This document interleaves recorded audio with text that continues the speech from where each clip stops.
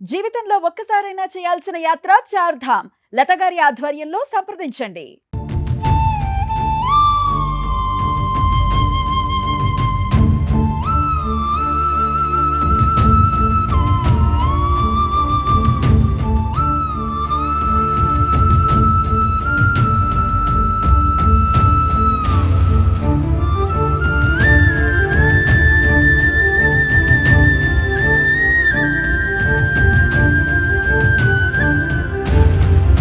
ప్రస్తుతం అయితే మనం వరంగల్ జిల్లా నర్సంపేట డివిజన్ పరిధిలో ఉన్నటువంటి చంద్రాపేట మండలం పదార్చింతల తండ స్రవంతి స్వగ్రామంలో ఉన్నాము. ఇక్కడ వారి కుటుంబ సభ్యులు ఉన్నారు, వాళ్ళతో మాట్లాడే ప్రయత్నం చేద్దాము.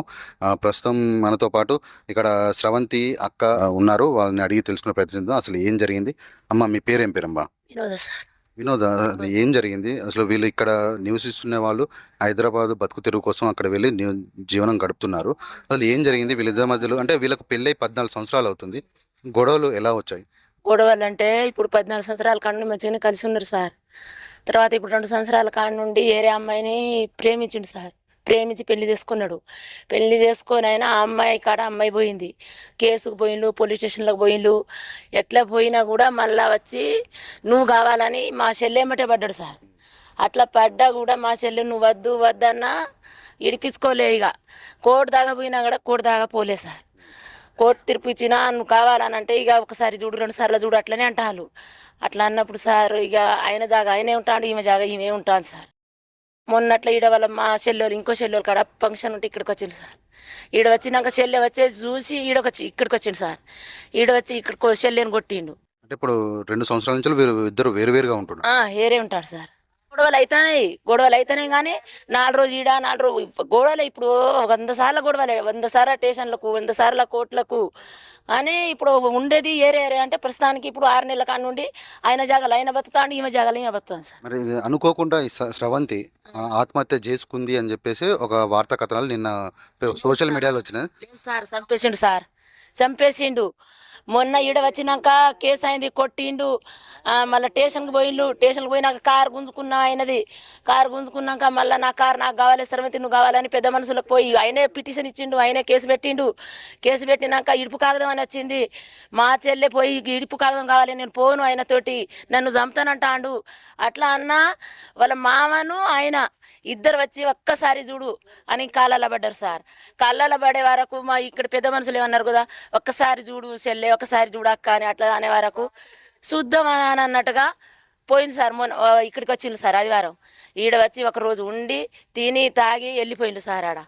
ఆడ వెళ్ళిపోయినాక ఆడ పోయి మళ్ళా అదే టార్చర్. ఇక ఆ టార్చరే నైట్ అంతా కొట్టినాడు సార్. నైట్ అంతా కొట్టిన తర్వాత ఏం చేసిండంటే ఏ మత్తు మంది ఇచ్చిండో ఏమో సార్, చంపేసిండు సార్. వీడియో కూడా పంపించింది మా చెల్లె.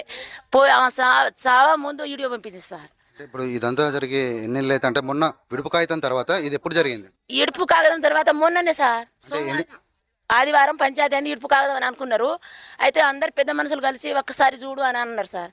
అట్లా చూద్దాం అని వీళ్ళు కూడా ఒకసారి పోయి చూసి వస్తా అమ్మ, వద్దు బిడ్డ అంటే ఒకసారి పోయి చూసి వస్తా సుత్తా ఇప్పుడు అని అన్నట్టుగా ఆయన మంచిగా ఒక ప్లాట్ ఉంటే ఆ ప్లాట్ అమ్మేసిండు సార్. ఆయనే ఆమెని పెట్టిండు, ఏరే ప్రేమించిన అమ్మాయిని. మళ్ళీ ఇక్కడ ఉన్న భూమి కూడా అమ్మేసిండు సార్. కట్నం గురించి కూడా ఇచ్చిండు మా పెదబాబు వాళ్ళని. అయితే ఎకరం పొలం అమ్మి వాళ్ళకి ఆయనకి ఇచ్చిండు. అట్లనే నా బిడ్డను కొట్టడు తిట్టడు, మంచిగా చూసుకుంటారేమో అని అన్నట్టుగా అట్లా కూడా అంతా తినేసిండు సార్. తిన్న తర్వాత ఇక్కడ దాకా ఇట్లా ఈ పని జరిగింది సార్. మొత్తానికైతే ఇక్కడ స్రవంతి వాళ్ళ అక్క వినోద చెప్తున్న ప్రకారం అయితే వీళ్ళు ఒక పెళ్లి చేసుకొని 14 సంవత్సరాలు అవుతుంది. గత 2 సంవత్సరాల నుంచి వీళ్ళ మధ్యలో గొడవలు రాగా వీళ్ళ మధ్యలో కుటుంబ పెద్దల మధ్యలో, గ్రామ పెద్దల మధ్యలో ఇది పంచాయతీలు జరుగుతుంది. ఒక వారం రోజుల క్రితము పంచాయతీ జరగగా వీళ్ళు విడుపు కాగితం రాసుకుందామని అనుకునే క్రమంలో నా భార్యని నేను తీసుకెళ్తానని చెప్పేసి తను హైదరాబాద్ తీసుకెళ్లడం జరిగింది. అదే తన చివరి ప్రయాణం అని తను అనుకోలేదు. కానీ అక్కడికి వెళ్ళిన తర్వాత తన అక్రమ సంబంధానికి భార్య అడ్డొస్తుందని చెప్పేసి తనని కొట్టడము, తనని హింసించడము, ఆ తర్వాత తనని చంపి తను ఒక ఆత్మహత్యగా క్రియేట్ చేశాడని చెప్పేసి ఇక్కడ కుటుంబ సభ్యులు చెప్తున్నారు. ఇక్కడ స్రవంతి తల్లి కూడా ఉన్నారు, తల్లితో కూడా మాట్లాడే ప్రయత్నం చేద్దాము. 15 సంవత్సరాలు అయింది. 3 కొడుకులే. ఒక కొడుకు చనిపోయిండు ట్యాంకీలో పడి.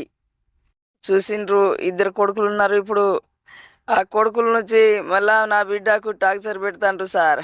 అప్పుడు లేదు నా బిడ్డ ఎక్కడ ఉంటే అక్కడ రావాలి, నా బిడ్డ ఎక్కడ పోయినా కూడా దాని ఎమ్మడి తిరగాలి. ఇప్పుడైతే మాత్రం నా బిడ్డకు చావగొట్టిండు, పిల్లలకు చావగొట్టిండు. మా పాప మా కొడుకు నా మనవడు చనిపోయే. మా బిడ్డ ఎక్కడ దొరుకుతుంది, మా బిడ్డ ఎక్కడ నా కడుపు కలబెట్టిండి, నా బిడ్డ కడుపు మా కొడుకులు మనవడు కలబెట్టిండు. ఎప్పుడైనా మాత్రం మా అల్లుడు కాదు అది. ఇప్పుడైతే మా అల్లుడు కావాలని మేము కోరుకున్నాం. ఇన్ని రోజులు ఎంత అయినా చేసేని కానీ ఇంటి నుంచి నా బిడ్డకు సాగదులినా. నా కొడుకు ట్రైన్ ఎక్కించి మళ్ళా వచ్చిండు. వచ్చే వరకు నా బిడ్డ పిల్లలు చనిపోయినప్పుడు అట్లా చనియాలే అండ్లనే పోయి. అయితే ఇప్పుడు చివరిగా స్రవంతి మీతో ఎప్పుడు మాట్లాడింది? మొన్న మాట్లాడింది. ఏం చెప్పింది? పోయిన రోజు ఏం చెప్పిందంటే, అమ్మా నేను పోతున్నా, అమ్మా నేను పోతున్నా అని చెప్పింది.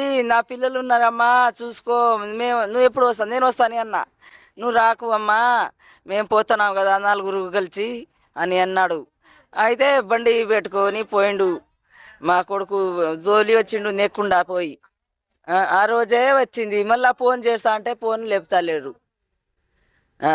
చావగొట్టి మత్తు మందుల అది కొట్టి ఇక్కడ పెట్టిండు, ఊరి సంఖ్య పెట్టిండు. మీకు ఎప్పుడు తెలుసు? ఒకటి అయినప్పుడు తెలిసింది. నిన్న మధ్యాహ్న మాకు తెలియలే. అంతా సామాన్ అంతా నా బిడ్డ ఇంత ఇంత గిలాసు ఇది అది నా బిడ్డ సామాను నా కొడుకులు తింటారని మంచిగా చేసింది. ఇక్కడ లేదు అక్కడ లేదు సామాను. ఆ సామాను కూడా దానికి నా పిల్లలు బాగులేదు కదా, ఆ సామాను ఎట్లా మంచిగా అయింది?